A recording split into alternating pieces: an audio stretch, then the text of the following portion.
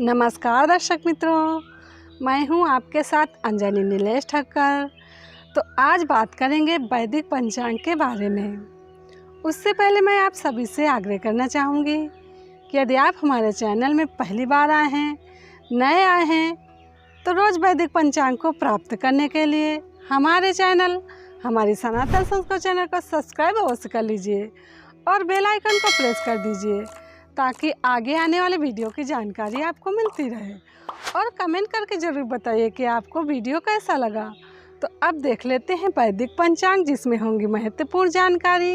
वैदिक पंचांग दिनांक 6 सितंबर 2022, दिन मंगलवार, विक्रम संवत 2079, गुजरात 2078, शक संवत 1944, आयन दक्षिणायन, ऋतु शरद ऋतु, मास भाद्रपद, पक्ष शुक्ल, तिथि एकादशी 7 सितंबर प्रातः 3-4 तक, तत्पश्चात द्वादशी, नक्षत्र पूर्वाषाढ़ा शाम 6-9 तक, तत्पश्चात उत्तराषाढ़ा, योग आयुष्मान सुबह 8-16 तक, तत्पश्चात सौभाग्य, राहु काल शाम 3:44 से शाम 5:17 तक, सूर्योदय 6:24, सूर्यास्त 18:49, दिशा शूल उत्तर दिशा में।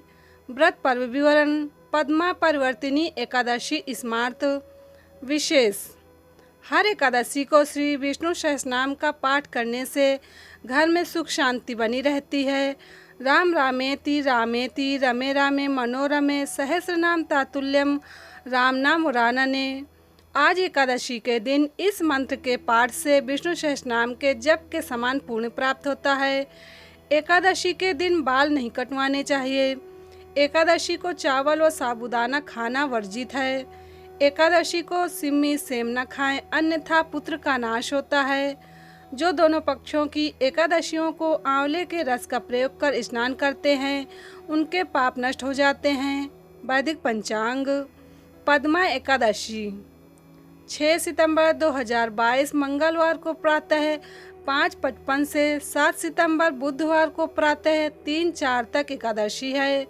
विशेष, 7 सितंबर बुधवार को एकादशी का व्रत उपवास रखें। पद्मा एकादशी के व्रत करने व महात्म्य पढ़ने सुनने से सर्व पापों का नाश होता है। स्रोत ऋषि प्रसाद। वैदिक पंचांग। भगवान श्री गणेश 31 अगस्त से 10 दिवसीय गणेशोत्सव प्रारंभ हो चुका है। इन 10 दिनों में गणेश जी की पूजा अर्चना करने का विशेष महत्व होता है। श्री गणेश अंक में भगवान श्री गणेश के 12 नामों का वर्णन किया गया है, जिनको बोलकर श्री गणेश जी की पूजा करने से मनुष्य के सभी दुखों का नाश हो जाता है और उसकी सभी इच्छा पूरी होती है। ये 12 नाम बोलकर करें। श्री गणेश जी की पूजा, हर काम में मिलेगा किस्मत का साथ। पहला नाम है वक्रतुंड, दूसरा एकदंत, तीसरा कृष्ण पिंगाक्ष, चौथा गजवक्त्र, पांचवा लंबोदर, छठा विकट, सातवां विघ्न राजेंद्र, आठवां धूम्रवर्ण, नौवां भालचंद्र, 10वां विनायक, 11वां गणपति और 12वां नाम गजानन है। जो मनुष्य प्रतिदिन भगवान गणेश जी के इन 12 नामों का जप करता है, उसके सभी विघ्न परेशानियां खत्म हो जाती हैं। इन 12 नामों का पाठ करने से मिलते हैं कौन से लाभ, जानिए। श्लोक। विद्यार्थी लभते विद्याम, धनार्थी लभते धनम, पुत्रार्थी लभते पुत्रान, मोक्षार्थी लभते गतिम। अर्थात भगवान श्री गणेश जी के इन 12 नामों का पाठ करने से विद्या चाहने वाले को विद्या, धन चाहने वाले को धन, पुत्र चाहने वाले को पुत्र और मोक्ष की इच्छा रखने वाले को मोक्ष की प्राप्ति होती है। विद्या की प्राप्ति। भगवान गणेश जी को बुद्धि का देवता माना जाता है। अच्छी बुद्धि और विद्या के लिए श्री गणेश जी की पूजा अर्चना की जाती है।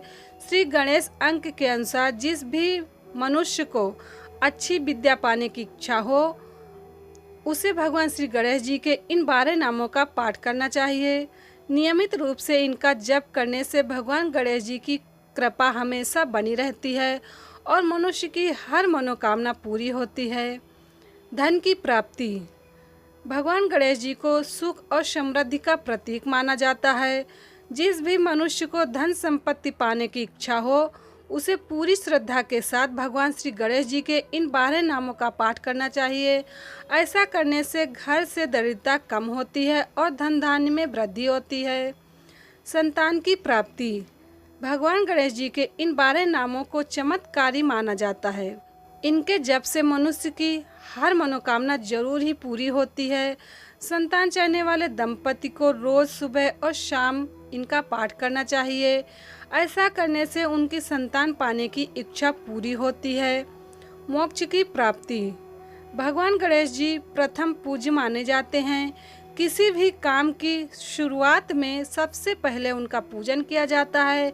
भगवान गणेश जी की आराधना करने से मनुष्य को अपने पापों से मुक्ति मिलती है और उसे मोक्ष की प्राप्ति होती है। भगवान गणेश जी के इन 12 नामों का पाठ करने से मनुष्य को धरती पर ही स्वर्ग के समान सुख मिलते हैं। वैदिक पंचांग। वैदिक पंचांग संपादक अंजानी नीलेश ठक्कर। वैदिक पंचांग प्रकाशित स्थल सूरत शहर गुजरात। वैदिक पंचांग। तो अब यहीं पे मैं अपनी वाणी को विराम दूंगी। कल फिर मिलेंगे वैदिक पंचांग को लेकर, जिसमें होंगी महत्वपूर्ण जानकारी। तब तक के लिए नमस्कार।